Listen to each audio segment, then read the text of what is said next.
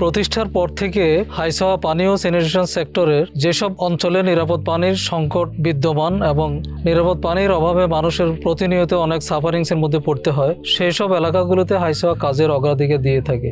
একই ধারাবাহিকতা এখানে সেই পানির সংকট বিরাজমান, ফলে হাইসাওয়া এই জায়গাটিতে সৌরবিদ্যুৎ চালিত আয়রন রিমুভাল প্ল্যান্ট যুক্ত একটি পানি সরবরাহ প্রকল্প প্রতিষ্ঠা করেছে।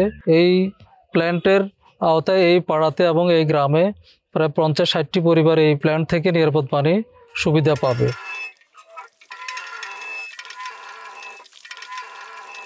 আমরা এলাকাটা ঘুরে এসে দেখলাম যে আসলে এখানে খুবই নিরাপদ পানির সংকট এবং পানিবাহিত রোগের প্রবণতা অনেক বেশি। সেজন্য আমরা একটা গভীর নলকূপ এখানে স্থাপন করছি। প্রায় 15 থেকে 20 ঘর এখান থেকে পানি সংগ্রহ করে।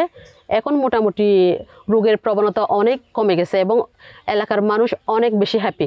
আমরা উঠোন বৈঠকে 7টা বিষয় নিয়ে মূলত আলোচনা করে থাকি: স্বাস্থ্যসম্মত ল্যাট্রিন স্থাপন, ব্যবহার ও রক্ষণাবেক্ষণ, নিরাপদ পানি, হাত ধোয়া, বর্জ্য ব্যবস্থাপনা, ক্লাইমেট চেঞ্জ, ঋতুকালীন ব্যবস্থাপনা, নিরাপদ খাবার। পানি আনতে গেলে মহিলাদেরকে অনেক দূরে যেতে হয়। আমরা পাইপলাইনের মাধ্যমে প্রত্যেকটা বাড়িতে পানির সুবিধা দেওয়ার ব্যবস্থা করছি, যাতে করে মহিলারা তাদের ঘরের দরজায় কল খুলে পানি নিতে পারে। আমরা চেষ্টা করছি যে সুবিধাগুলি আমরা দিব সেখানে যেন একটা উন্নত জীবনের ছোঁয়া থাকে।